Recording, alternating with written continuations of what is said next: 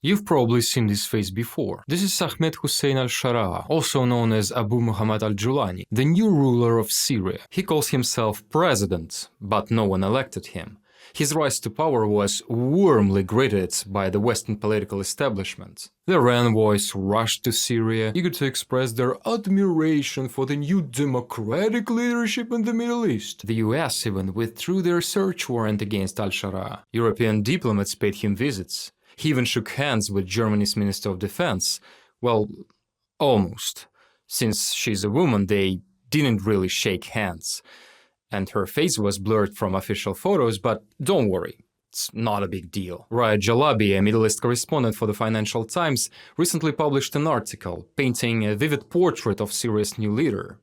Her piece is particularly revealing in light of recent atrocities committed by his zealots against Alawite minorities in Latakia. Born in October 1982 in Saudi Arabia, Ahmed Al-Sharaa comes from a family that originally hails from the Golan Heights. His military alias, Al-Julani, literally means from the Golans. The Al-Sharaa family were once feudal landowners, who, like many wealthy Middle Eastern families, claimed lineage from the Prophet Muhammad. Sharaa's grandfather was a prominent merchant who took part in the Great Syrian Revolt of 1925, an armed uprising against French colonial rule. The revolt was crushed, but the family managed to hold on to their status. His father, Hussein, was an opponent of the Ba'ath Party, led by Hafez al-Assad, father of recently overthrown President Bashar Asad. Hussein's defiance landed him in prison before he was exiled to Iraq. By the time he returned to Syria a few years later, the family had lost their wealth, having been expelled from the Golan Heights by Israeli forces. Realizing that survival in Syria required political moderation, Hussein took a government job and went into local politics. However, his rebellious past prevented him from climbing the ranks. For a time, he moved his young family to Saudi Arabia, where he worked for the Ministry of Oil. They returned to Damascus 10 years later. As a teenager, Ahmed Sharaa was known for being intelligent, mild-mannered, and deeply religious. We all prayed, but he always made sure to go to the mosque, recalled a childhood friend. In March 2003, following the US invasion in Iraq, 20-year-old Sharaa disappeared overnight. He had volunteered to fight against the US-led coalition. People who knew him at the time say he fell under the influence of radical Salafi preachers. Before leaving, he had begun wearing a jalabia and growing a longer beard. In Iraq, Al-Sharaa underwent military training, but he hadn't completed it by the time Baghdad fell. When he returned to Damascus shortly after, his father, who didn't share Ahmed's radical religious views, ousted him from the family home. He became entangled in Islamist circles, just as Iraqi insurgents were shifting toward jihadism, a former acquaintance recalled. At 23, he returned to Iraq, where he joined a Salafi jihadist organization that later became part of, let's call it LQ. At the time, its members were targeting UN personnel, embassies, churches, and Shiite mosques. Al-Sharaa rarely speaks about his time in Iraq and LQ, as it remains the most controversial chapter of his past, especially in the eyes of potential Western allies. Though he insists he never participated in, let's call them acts of tourism, those who knew him find this claim unlikely. In 2005, US forces captured Al-Sharaa, and he spent 6 years imprisoned in Abu Ghraib and Camp Bukka. Sharaa held a relatively low rank within the jihadist hierarchy. He was a minor figure, said James Jeffrey, former US ambassador to Iraq. We had thousands of guys like him. Still, during his time in prison, he forged connections with senior LQ figures. When the Arab Spring sparkled in Syria, Al-Sharaa secretly returned to the country. He sent a letter to Abu Bakr al-Baghdadi, leader of the Islamic State, outlining his radical vision for Syria. Sharaa requested 100 men and enough funding to launch a movement. According to his own account, only 6 people joined him, and Baghdadi allocated him between $50,000 and $60,000 per month. From the start, their relationship was tense, growing into outright hostility. Sharaa consistently described Baghdadi as crude and uninspiring, and condemned his brutality. After failing to gain traction in Damascus, Al-Sharaa relocated to the mountains of Idlib, where the more conservative population was less resistant to his ideology. There, his unit rapidly expanded, growing to 5,000 fighters within a year. In January 2012, he formally announced the creation of Jabhat al-Nusra al-Sham, the support front for the people of the Levant.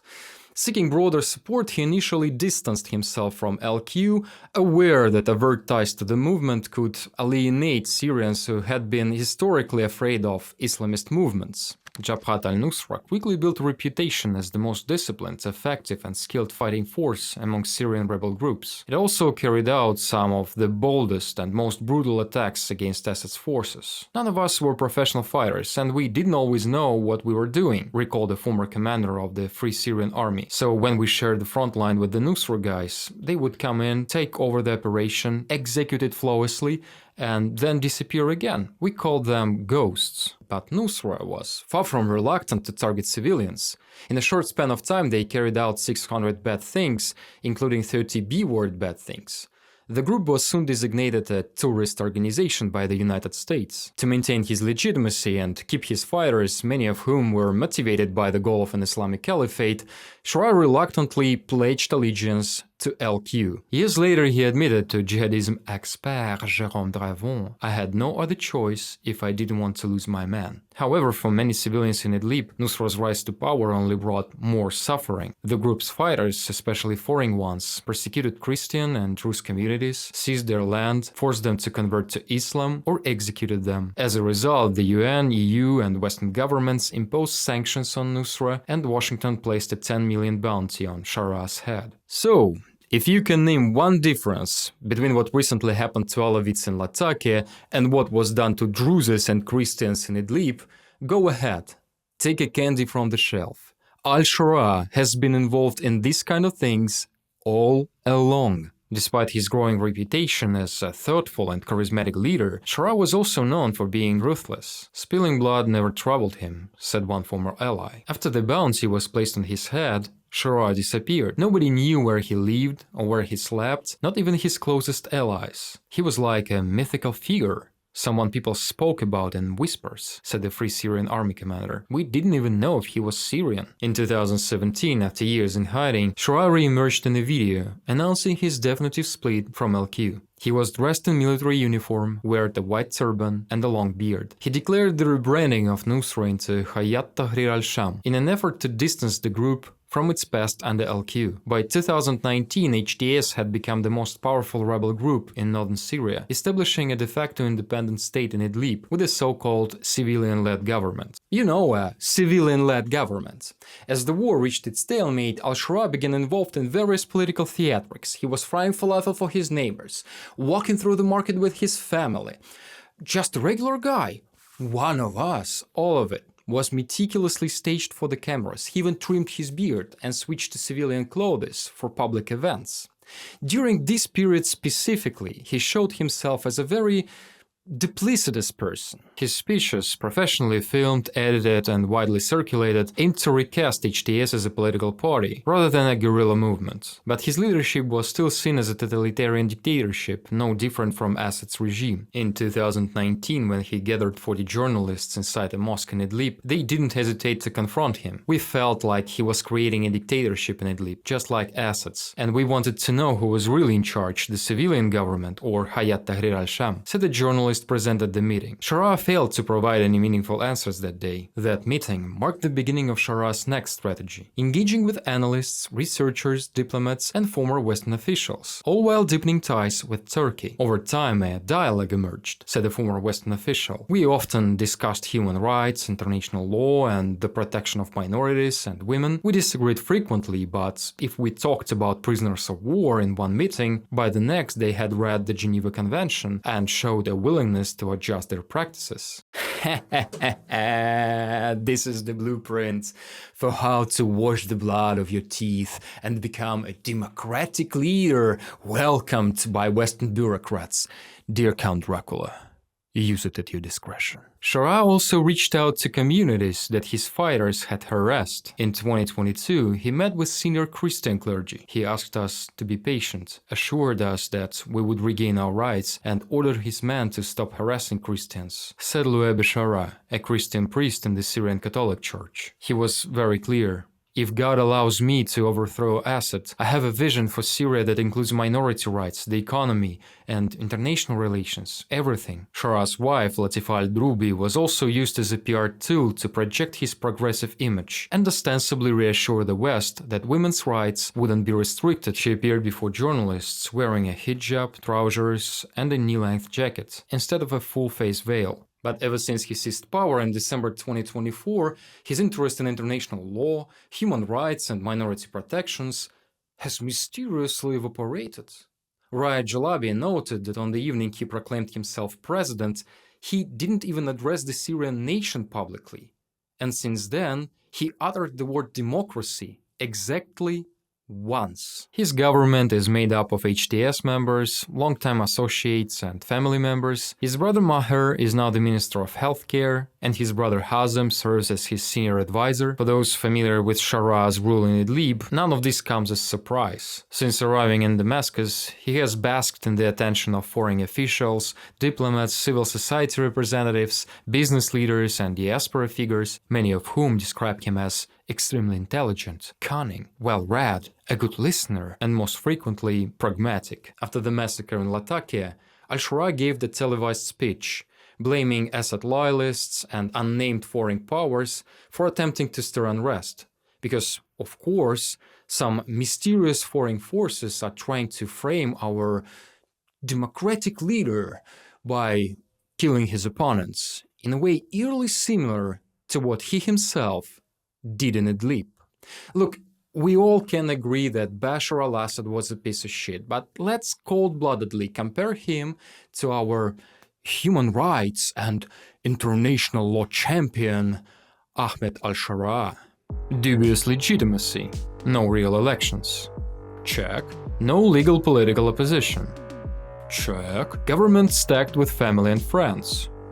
Check. Extrajudicial torture and executions. Check. Blames foreign powers for regime atrocities. Check. Congratulations. 5 out of 5. I know that European bureaucrats bet too much on Al-Sharaa. In fact, they bet so much that the EU Foreign Affairs representative Kaja Kallas, who never minces words, kept silence about the G-word event in Latakia, and the official EU spokesperson issued this statement.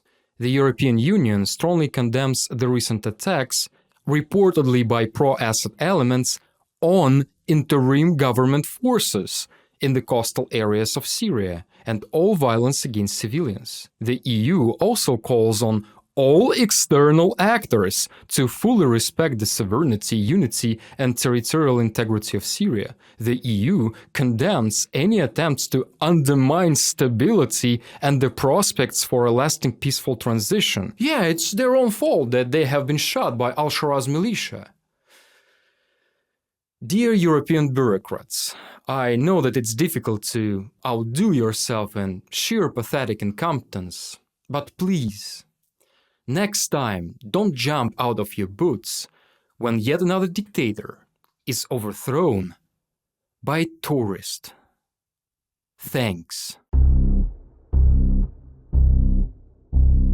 A quick follow-up. During his Grand Middle East tour, Donald, the savior of the world, Almighty Trump, met with Al-Sharaa in Qatar and announced that all sanctions imposed on Syria and personal sanctions against Sharaa were going to be dropped. The very next day, EU officials rushed to announce that they were withdrawing their sanctions too. Syria is now a safe space with a super-duper democratic leadership. And then I stumbled across this photo. Sharaa on the left and his new advisor, Ahmad Zidan, on the right. And I couldn't help but recall another photo of Ahmad Zidan, but this time sitting next to, you know who. Starts with Bin, ends with Laden. But definitely no ties to LQ, and Al-Sharaa is definitely not a terrorist. That's ridiculous to suppose things like this. And you know, when it comes to Trump, I have nothing to say against him, because he is who he is. This real politics, business as usual, post-Kissinger dude, he never pretended to be someone else. But when it comes to our European bureaucrats wearing white coats with their hands shrouded in thin silk gloves, their hypocrisy is unfathomable. I'm the Northern Philosopher. Have a good one.